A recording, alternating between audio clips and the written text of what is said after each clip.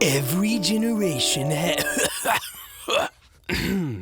Every generation has those movies that define their childhood. For those that grew up in the 90s, one of those earth-shattering films was Steven Spielberg's Jurassic Park. Based on Michael Crichton's bestseller, the 1993 adaptation was not only a marvel in its own time, the thrills never stopped. It was amazing. It's remained one of the most thrilling and sleekest-looking blockbusters to this day. And because of its impact, Jurassic Park became the foundation for a massively successful franchise that's still in motion almost 30 years later, with 5 movies and a 6th on its way. What really sets Jurassic Park apart from its contemporaries is its beautifully simplistic science fiction setup. Crichton formulated an incredibly believable premise even when the concepts it was based on were still in their infancy, masterfully turned into an educational cartoon that is part of the park tour in the original film. It's easy to understand and, unsettlingly, feels possible. Archaeologists dig up mosquito stuck in amber, scientists extract dinosaur blood from mosquito, geneticists recreate dinosaurs.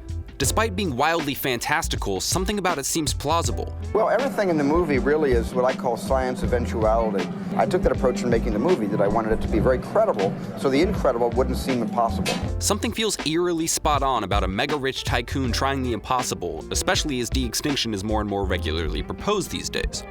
But the thing about a beautifully simplistic setup is that it's just that, simple. There's not much to build on, and this becomes clear immediately with the first sequel, The Lost World, and is demonstrated more and more with every sequel after it. For those who have been living under a rock for the past 65 million years, Jurassic Park is about a wealthy, eccentric businessman named John Hammond, who has managed to bring dinosaurs back from extinction for the purpose of populating a new, never-before-attempted theme park.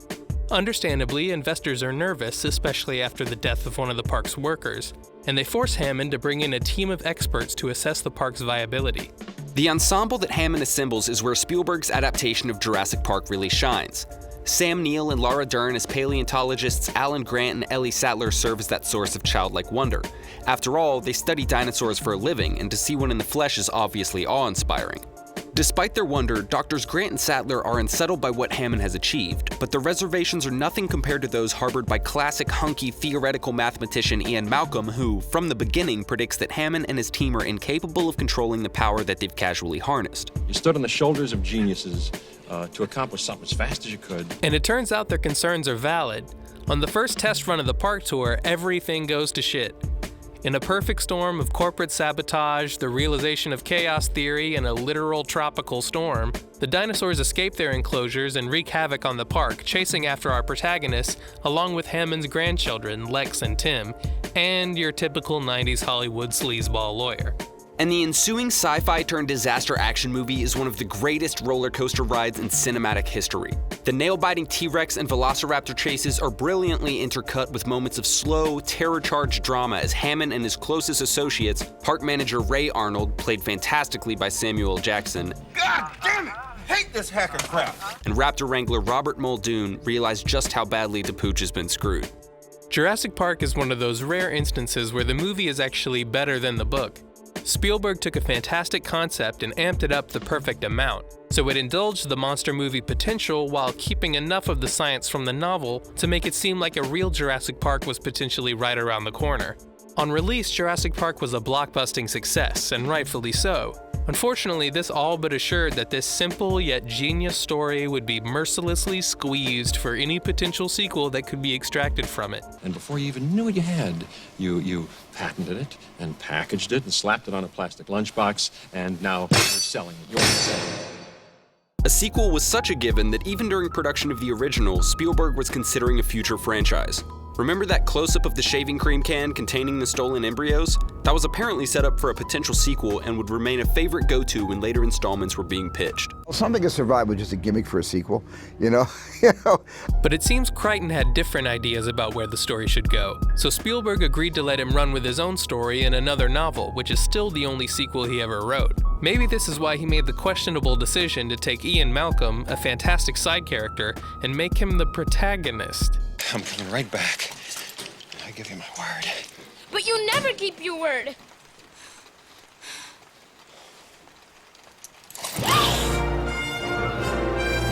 Set some years after the events of Jurassic Park, the Lost World film adaptation starts with Hammond attempting to recruit Malcolm for a job.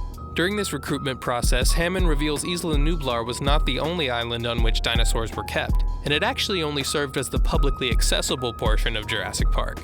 In fact, there exists a second island, Isla Sorna, which also contains populations of dinosaurs, and Hammond wants Malcolm to go to the island and make a case that they should be left alone.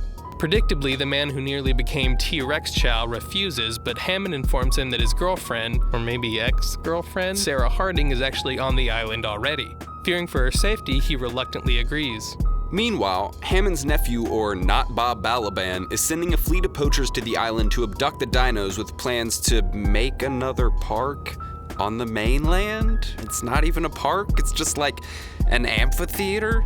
Either way, all sides converge on Isla Sorna, and we're introduced to the rest of our team members, who each seemingly specialize in every subject. Sarah is an animal behavior expert who also has enough of a grasp of different dinosaur species and veterinary medicine to constantly speak about them in blocks of text. The hatchlings definitely stay in the birth environment for an extended period of time. That's conclusive. Robert Burke said that the T-Rex was a rogue who would abandon its young at the earliest opportunity. I know I can prove otherwise. There it is. There's the fracture right above the epiphysis. Fibula won't heal straight. He won't be able to pivot on his ankle bones. He won't be able to run or even walk. A predator will pick him off before he's a couple weeks old.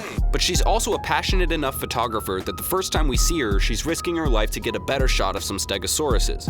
Nick Van Owen, perplexingly played by Vince Vaughn, ¿Qué tipo de cuentos? is actually a photojournalist, but also has knowledge of high-tech surveillance and has no problem following Sarah's medical jargon, which is even more impressive since a lot of what Sarah says makes absolutely no sense.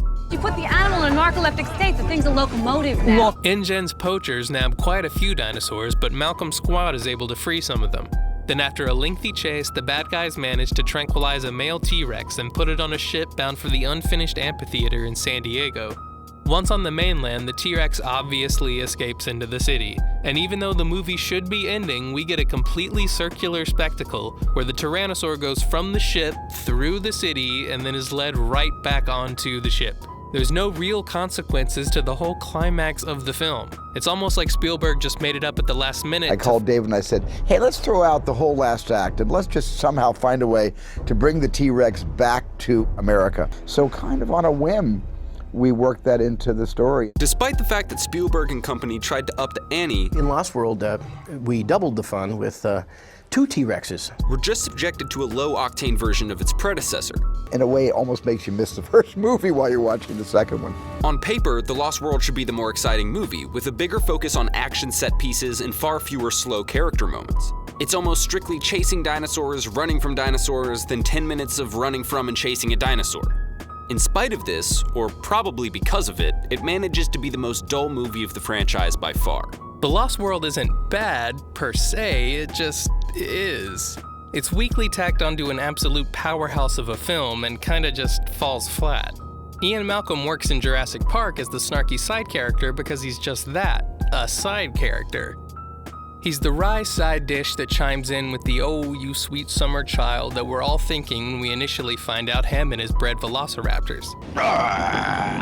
In The Lost World, Malcolm doesn't have much to say at all, except, this is a bad idea. Sarah! Sarah, we need to get out of here. Sarah! Run! God damn it, you bastard. He basically has no interest in these dinosaurs or the story as a whole. And to be fair, it's all delivered by Jeff Goldblum, so of course his performance is enthralling. After all, who doesn't feel hypnotized by that rhythmically unique cadence? Mar del Plata, man. Even Kelly, our requisite child sidekick character, has more agency in this story, even if it is just a lame Chekhov's acrobat shtick. But The Lost World feels distinctly empty. She's just protecting her baby. So am I! Besides Goldblum's performance, the rest is pretty forgettable. While it still made a profit, it was only about half of what the first film made at the box office. It was successful, but not enough to attract Spielberg and Crichton back to work on a third film. It was very successful. It wasn't as good as the first one. Or maybe they were beginning to realize even then the conceptual limitations of the franchise. Instead, the next film would be announced the following year with a whole new writing team and Spielberg's friend Joe Johnston at the helm, just because he has to, basically. Right after I saw it, I went to Steve and I said, obviously you're going to do a sequel. Let me do the sequel. Of course, he ended up doing the sequel himself, but he did call me after the second Jurassic Park and he said, you still want to do the sequel? And I said, yep. So in the earliest of aughts, we got the subtitleless Jurassic Park 3. And though it was viewed as the worst of the initial trilogy at the time, it's arguably more watchable than the original sequel. Admittedly, the setup is pretty clunky. We start with Grant swearing it would take an act of God to get him back on Isla Nublar. But then a supposedly rich guy's like, yo, wanna fly over the island and give me and my wasp wife a little tour? We'll give you money to fund your dig. And he's like, sure. Even though this financial ploy is the exact premise of the first movie, and we all plow ahead without thinking. Okay.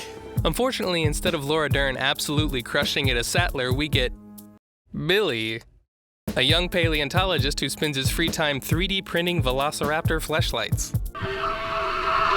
It's not long before Grant finds out he's been brought along on false pretenses. The faux millionaire has hired Grant because his son has disappeared on Isla Sorna after a sightseeing tour gone awry with the boy's stepfather. And so the roller coaster begins with the first official entry into the sequel means bigger dinosaur cliche that's become so cliche, they now just address it outright in the trailers. Bigger. Why do they always have to go bigger? Now replacing the T-Rex is a Spinosaurus, which of course has to fight the T-Rex on top of chasing our protagonists across the island.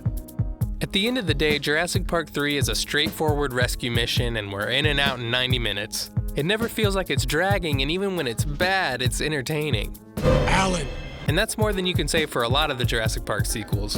But the shortage of ideas is starting to show, as we're only on the third film and we're already recycling things from the previous two, like the inexplicably reoccurring lucky bag bit. Oh no, that's my lucky pack. That's how it always looks. Couldn't you afford a better bag?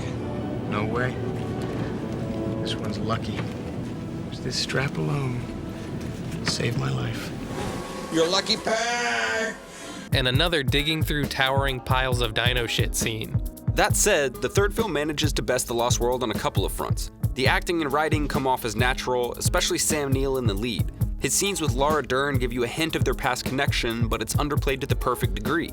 William H. Macy is also sporting a pseudo-porn stash, which should never be taken for granted. No pun intended. I will pay you the money that I owe you, no matter what. And of course, you have the chilling aviary scene, perhaps the most atmospheric and legitimately scary since the first T-Rex encounter.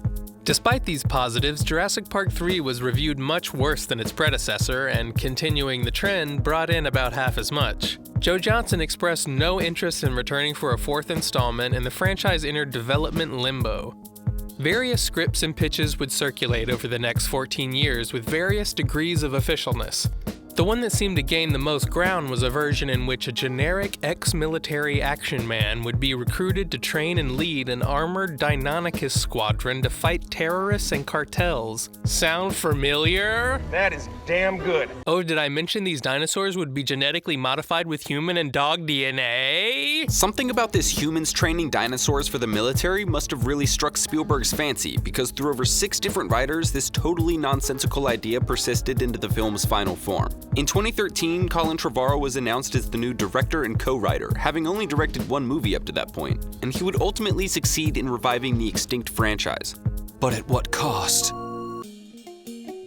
Enter Jurassic World. As though it were the lead Uruk-hai from Fellowship of the Rings, this absolute abomination was conceived of in the bowels of Hollywood, right around the time they started foaming at the mouth for those sweet, soft reboots.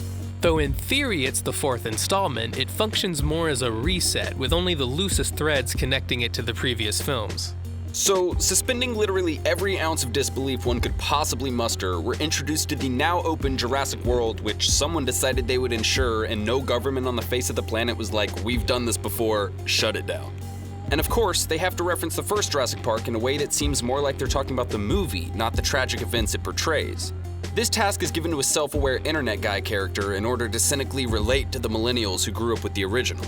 But okay, fine, this is a movie about resurrected dinosaurs after all. Do your worst. I'm pretty busy. I take it back, I take it back! As though the writers were being paid for eye rolls per minute, Jurassic World takes 19 minutes to introduce us to Velociraptor trainer Owen Grady, a man whose douchiness could probably only be outmatched by the man playing him. Delta, you learn to pray. He later discovers the raptors are being trained for military operations, despite that being maybe the worst strategy ever for modern warfare. Drones can't search tunnels and caves, and they're hackable. But a raptor can't be remotely controlled, and a drone won't fucking eat you alive. Grady's brought in by Jurassic World manager Claire Deering to inspect the paddock of their newest dinosaur.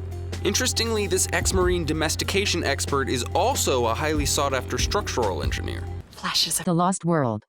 Predictably, the two have a past and we get some totally not generic, "that's why we never went on a second date" banter. But of course, Grady agrees and goes to inspect the paddock, and just in time too, because the dinosaur, which can camouflage itself to the point of invisibility, pulls some new hijinks and tricks Grady and a hapless guard into thinking it's escaped.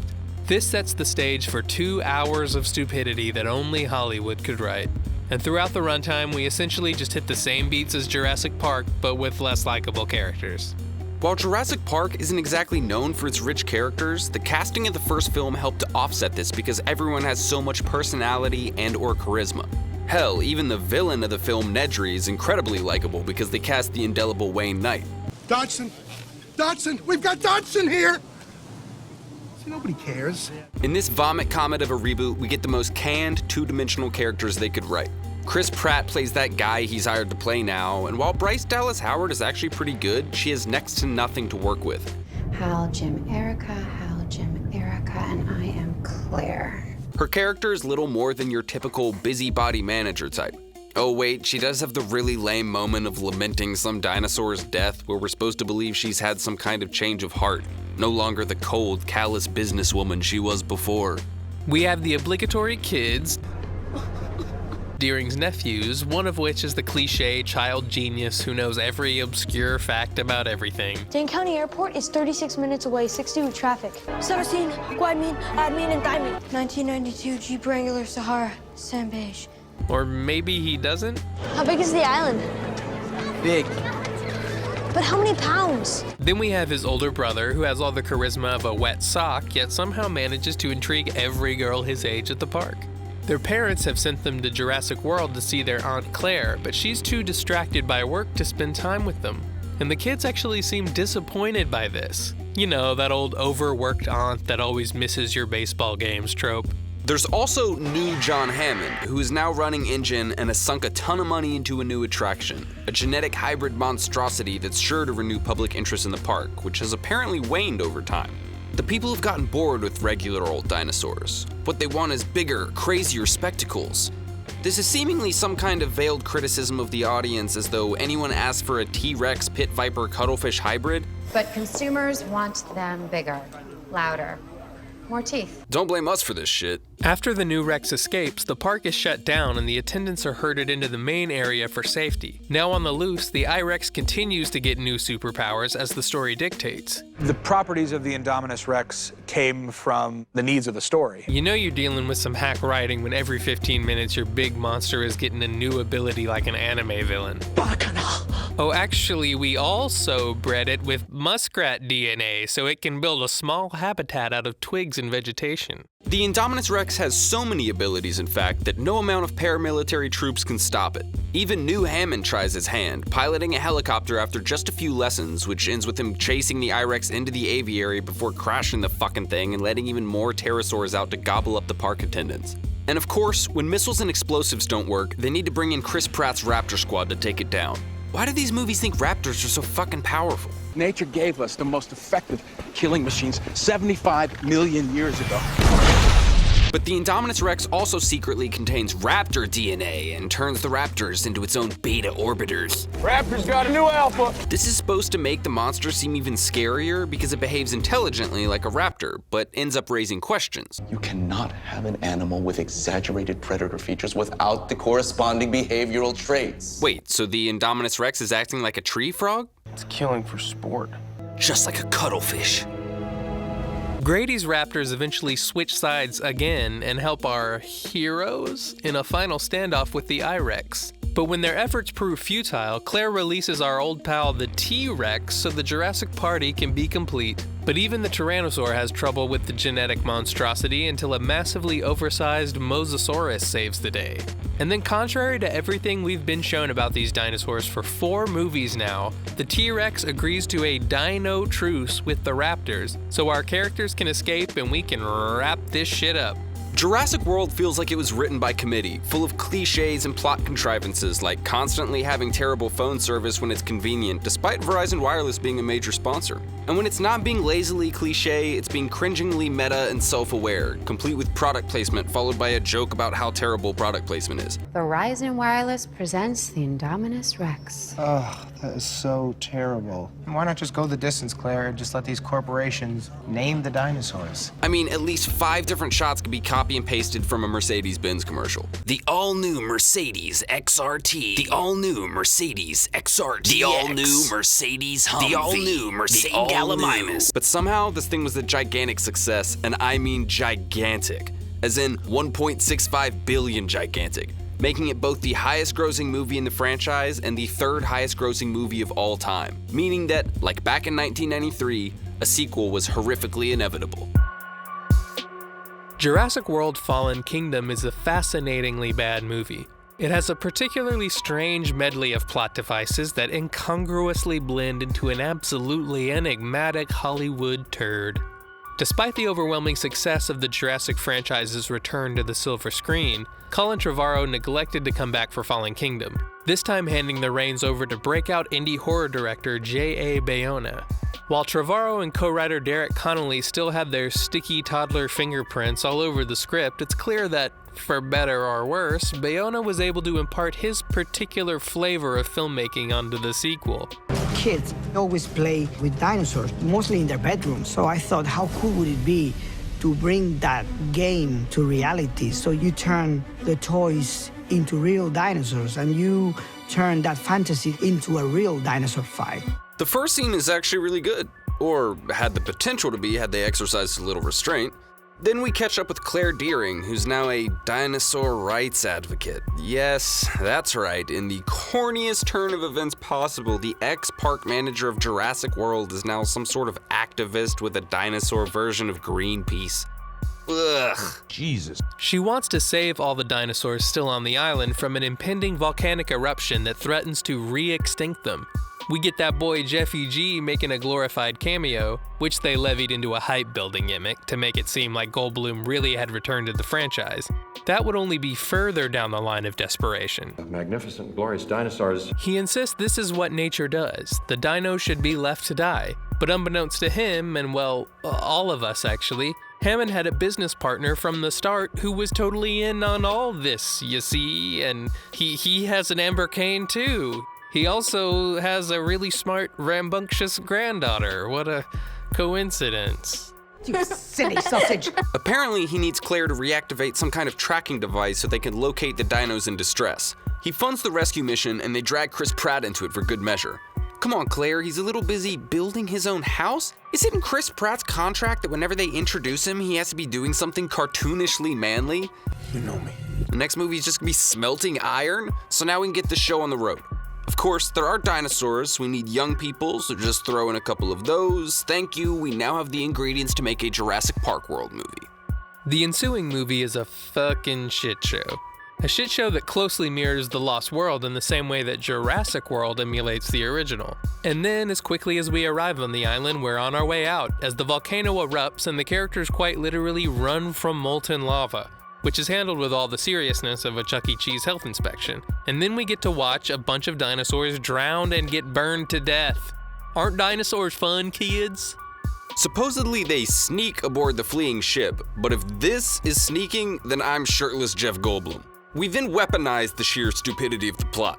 Instead of being taken to the sanctuary as stated by Lockwood, the dinosaurs are sold on the black market to fucking weapons dealers, and we get the hilarious scene where they bring out the Indoraptor. A newer, bigger raptor that's supposed to be even more extreme than the Irex, but instead of having visual and thermal camouflage, the Indoraptor's been genetically modified to be laser targeted. Like, you literally have to have a guy pointing a gun with the laser sight directly at the target in order to stick the raptor on them. So why not just shoot your targets if you're already pointing laser-sighted machine guns at them? And they do the whole "it's actually not for sale" cliche. Come on, guys. Just try not to write hot Taco Bell dumpster water. Regardless, the dinosaurs escape and start destroying everything in sight, because that's what you're all here for, right? So through all of this, kind of similar to Jurassic World, we have something that feels like a trope, but definitely isn't. Granddaughter of tycoon's business partner unveils corporate intrigue? For most of the movie, that just takes the form of her hiding in shadowy corners and crawling under desks as she hears gasp-inducing snippets of our antagonist's plan. But toward the end, in what is one of the most confounding plot twists ever, she is revealed to be a clone of Lockwood's daughter, who we know nothing about. Womp womp, good try. We know all of jack shit about Lockwood or his granddaughter, and now it's supposed to be some big reveal that his daughter died and he cloned her? Who fucking cares? Regardless, we limp through a yawn-inducing dino fight and chase scene that's so tedious it actually puts one of the characters to sleep, just so the Indoraptor can turn into a boogeyman monster. This incredibly boring chase is mercifully ended by pure laughter when Claire targets Owen so the laser-guided Indoraptor will jump at him and he can slide under it, sending it crashing through the glass ceiling to be impaled by the horns of a Triceratops statue. Just... To give us some lazily raised stakes, the last dinosaurs on Earth are inexplicably subjected to a hydrogen cyanide gas leak, because Colin Trevorrow needed them to, and the grand clone decides, because she's genetically engineered, that the dinosaurs are just like her and deserve to be free! Fallen Kingdom is about as bad as big-budget Hollywood movies go, but it's the proverbial train wreck. You're constantly questioning why the thing on the screen in front of you would ever be there, but you can't look away because it's so absurdly dumb. You're not even looking at dinosaurs at this point. These are just spooky monsters. The whole movie was building to a monster in a house movie. The first reference for Jay was Dracula. And I remember Fräulein Jela crawling down and sneaking in through the window, upside down. I thought it was the same idea, and I wanted to bring back that fear that I had. I realized that we weren't dealing with monsters. He knew that there were, things with big, pointy, teeth chasing people and trying to eat them, that he had a monster movie on his hands. I mean, that was a given. But he didn't want to have these things portrayed as monsters. Seriously, this movie's like Chinese water torture. So many tiny, painful moments that wear on your sanity. Huh? And you? The man who proved raptors can follow orders.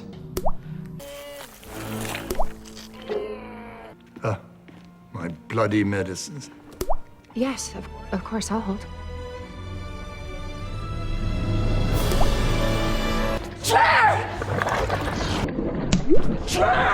There's this not-so-subtle metaphor for climate change and ecological collapse, but it doesn't work. The dinosaurs are the ecological monstrosities here. They are the ones that would displace other species were they allowed into the wild. As that boy Jeffy G said in the OGJP, dinosaurs had their shot. Fallen Kingdom had its shot as well, and the reception was extremely mixed, even from those who somehow enjoyed Jurassic World unironically. But it still fared well enough to ensure the trilogy would be completed. Hooray. It was a lie. Bastard! It was all a lie! As of 2022, the Jurassic Park franchise is a husk of its former self. On the surface, it looks similar, but the soul of the story is long since left. The decay really started all the way back in the late 90s when the law of diminishing returns first began to take effect. Roger Ebert began his review of The Lost World by saying, "Where is the awe? Where is the sense that if dinosaurs really walked the earth, a film about them would be more than a monster movie? Where are the oohs and ahs?" In the 1993 film, our first real look at dinosaurs is given so much weight and majesty, and we really have time to soak it in through the eyes of characters that have dreamed about this their entire career. This is what gives the latter half that much more power when we see how quickly that awe can turn to fear. By 2018, we're shuffling some brachiosaurs through the shot as quickly as possible because we forgot. Ooh, so beautiful. Hear the music. Okay, moving on. While chalking this lack of wonder up to a mere CGI versus animatronics debate would be reductive, it's hard to deny that the presence of expertly crafted physical representations of these ancient animals did something to inject a sense of authenticity for both the audience and the actors. With all three Jurassic Parks, it was really important that the effects be grounded in reality. Really, the dinosaurs, they're actually there with us almost the whole time, and they're really like alive creatures right there with you, living and breathing creatures, and some of them are so scary. Like, they're not even hard to be scared of. There's something quite humbling about working on a set where it's the best of the best doing their very best. Stan Winston's dinosaurs here. I mean, this is the pinnacle. Nobody anywhere in the galaxy can do this better than he can. The day that we had our one animatronic dinosaur on the set was a very special day. It was sort of an homage and an honor to Stan Winston's wonderful animatronics on the first Jurassic. And so it was really helpful to be holding something real. The original film had quite a bit of CG, but only when something could not be done convincingly by other means. Stop motion was explored, but ultimately rejected for these kinds of shots because the emphasis was always on achieving the best final result. This ethic mostly remained through the original trilogy. We had built a full-size, fully mechanical, it was beautiful, operational Stegosaurus down by a creek. And Steven showed up and looked at it and just kind of at that moment decided, you know what, we're just going to do it digital. With JP3 even having shots with both animatronic and CG creatures, further blurring the line between practical and digital effects. Once that motivation was gone though, the filmmakers mostly stopped caring about convincing the audience, especially when they weren't portraying real dinosaurs anymore anyway. At its core, the first Jurassic Park is really about man's attempts to dominate nature and assimilate the secrets of its inner workings via science and technology. And the fact that even when we think we know everything, nature always has unanticipated tricks up her sleeve. The sequels, on the other hand, are about how the audience is stupid and just wants bigger, dumber monsters. But in truth, this is only what Spielberg and Trevorrow want to see, and they do seem to share a similar vision, both being big, goofy children who get such glee out of banging their dinosaur toys together, and no one's getting awestruck by that. One sign that there's perhaps a dearth of scenarios available to those making a Jurassic Park sequel is the fact that up through Fallen Kingdom, they are consistently using ideas from Crichton's books. Even the opening scene in Lost World, where the young girl is attacked by the Compies, takes place in the first few pages of the original Jurassic Park, and the aviary scene from JP3 is also taken from that first novel.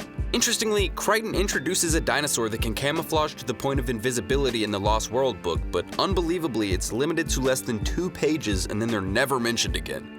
Even Goldblum's dialogue in Fallen Kingdom was sourced directly from Crichton's work. A lot of the dialogue that he has in the Senate hearing is from Michael Crichton. It's from the book, Jurassic Park. They run that source material for the last drop of original concepts, and at the end of the day, it's just a testament to how solid of a foundation it's proven to be. But now that the well is dry, it's clear that Hollywood's attempts to forge their own path have gotten the franchise conceptually lost in the woods. They created a rainforest, essentially. To cover up this fact, the Jurassic World movies have consistently depended on the original for ideas, references, and blatant nostalgia bait. They're so reliant on them that they will break the logic of their new story in order to call back to the old one. In Jurassic World, the new park has seemingly been built around the abandoned and decaying remains of Jurassic Park, just so the mandatory adolescent characters can find the old jeeps and whatever so the audience can go, I remember! Why would the park need to use flares to draw the T-Rex to the food? So Colin Trevorrow can make audiences everywhere riot with nostalgic frenzy at the end. What would make us just tear the seats out of the theater and burn them in the streets with excitement, and that was it. Perhaps the biggest problem with making this concept into a series is that without repeating the same story beats, it's almost not even a Jurassic Park movie.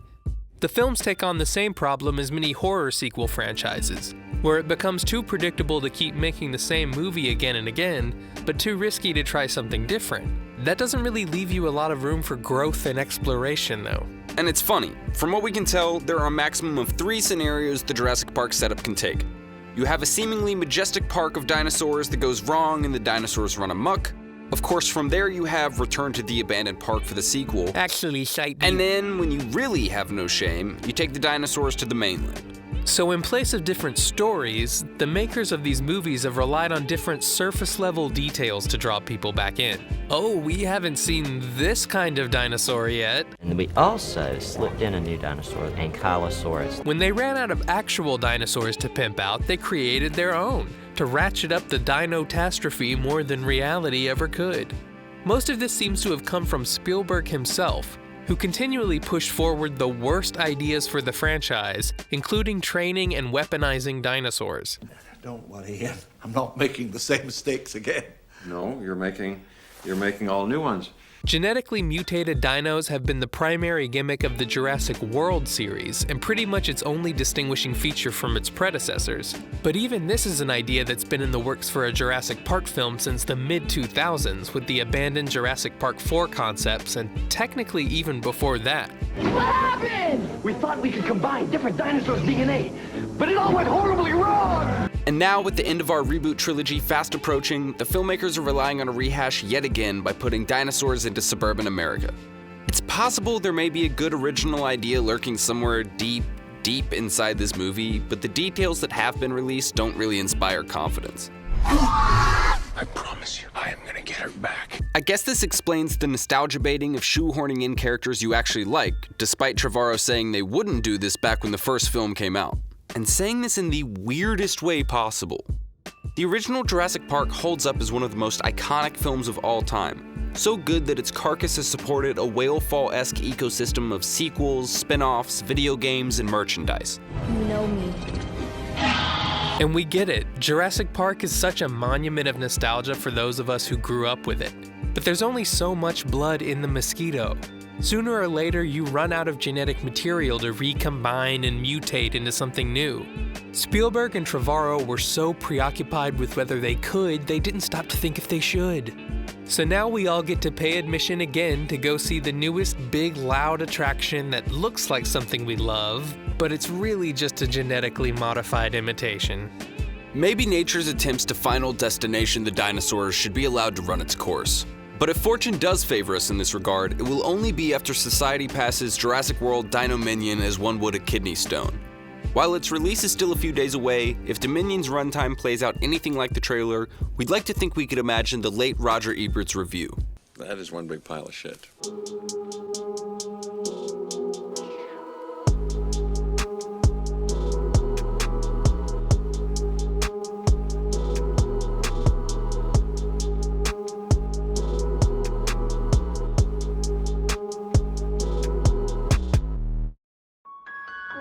But at what cost? But at what cost? But at what cost? But at what cost?